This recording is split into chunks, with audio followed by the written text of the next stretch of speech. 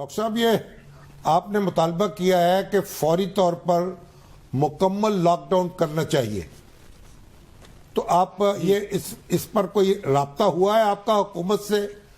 اس پر توجہ دی جا رہی ہے؟ جی بسم اللہ الرحمن الرحیم۔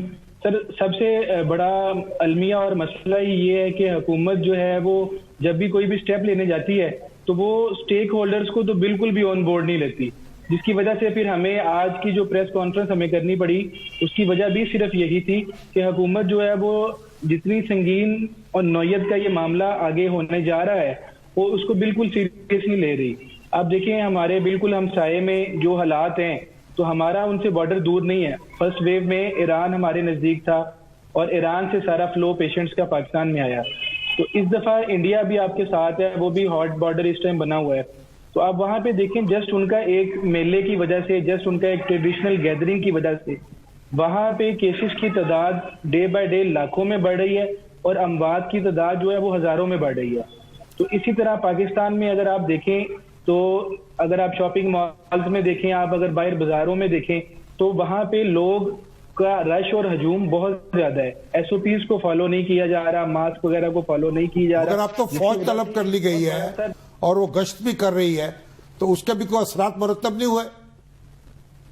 سر دیکھیں ابھی آپ یہ دیکھیں کہ ابھی فوج انہوں نے مرتب کیا، لیکن جو انہوں نے ٹائمنگز رکھی ہیں آپ ان ٹائمنگز میں بازاروں میں جا کے دیکھیں۔ ہمارا مقصد فوج کو طلب کرنا، سیکیورٹی کو ایشو کرنا ہمارا وہ نہیں ہے، ہمارا صرف ایک مقصد ہے کہ اس کے سپریڈ کو روکا جائے، اور اس کے سپریڈ کو صرف ایک ہی صورت میں روکا جا سکتا ہے کہ جب باہر بہت زیادہ ہجوم نہیں ہوگا، لوگوں کا رش بہت زیادہ نہیں ہوگا آپس میں، اگر کوئی باہر مجبوری کے تحت نکل رہا ہے تو کم از کم 6 فٹ کا فاصلہ ہونا چاہیے۔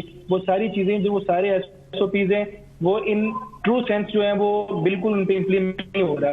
تو اس لیے میرا خیال ہے کہ اس میں اگر آپ فوج کو بلائیں، آپ آرمی کو بلائیں، آپ رینجرز کو بلائیں، جب اصل مقصد ہی حاصل نہیں ہو رہا ہوگا تو میرا خیال ان چیزوں کا کوئی فائدہ نہیں ہوگا۔ مگر یہ بتائیں ڈاکٹر صاحب کہ جو ہیلتھ ورکرز ہیں ان کو ویکسینیٹ کر دیا گیا ہے؟ سر یہ میرا دوسرا پوائنٹ بالکل یہی تھا جو ہمارا آج کا پریس کانفرنس میں بھی تھا کہ جی جس سپیڈ کے ساتھ ویکسینیشن کا پروسیس جاری ہے، میرا خیال ہے کہ اگلے 5-7 سال تو صرف ان کو ہیلتھ ورکرز کو ویکسینیٹ کرنے میں لگ جائیں گے۔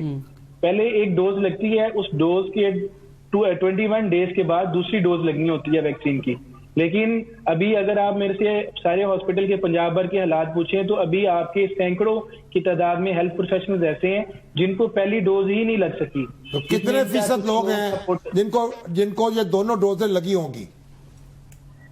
سر میرے خیال سے یہ ابھی 10%، اگر آپ ہیلتھ پروفیشنلز کی بات کریں تو یہ ہارڈلی 10 to 15% ہوگا، اس سے زیادہ نہیں ہوگا۔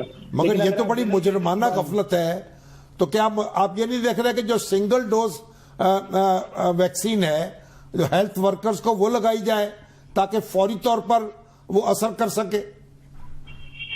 سر یہ بھی دیکھیں اس میں بھی انفارچونیٹلی جن چیزوں پہ بجٹ ہمیں لگانا چاہیے جو اب اس ٹائم لائف سیونگ چیزیں ہیں ان میں ٹاپ پریورٹی پہ ویکسین آتی ہے، تو ہم جو ویکسین بھی منگوا رہے ہیں وہ بھی ہم اس انتظار میں کہ یا تو ہمیں کوئی ڈونیٹ کرے یا ہمیں کوئی ویری لو پرائس پہ دے تاکہ ہم اس کو لگا سکیں۔ تو وہ میرا خیال ہے سنگل ڈوز۔ اب ہسپتالوں میں کیا پوزیشن ہے؟ حکومت تو کہہ رہی ہے کہ ہم انتظام کر رہے ہیں، اضافہ کر دیا ہے، وینٹیلیٹرز آ رہے ہیں، آکسیجن بیڈز میں اضافہ ہو رہا ہے۔ آپ دیکھیں لاہور کے اسپتال جو ہیں کیا صورت ہے اس وقت ان کی؟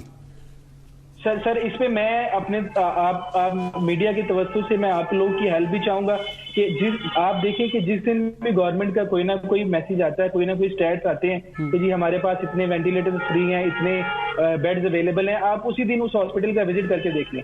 اگر میں آج سروسز ہاسپٹل کی بات کروں تو وہاں پہ 32 وینٹیلیٹرز ہیں، سارے فل ہیں۔ اگر میں میو ہاسپٹل کی بات کروں تو 50 وینٹیلیٹرز ہیں، سارے فل ہیں۔ اگر میں جنرل ہاسپٹل کی بات کروں تو 40 وینٹیلیٹرز ہیں، سارے فل ہیں۔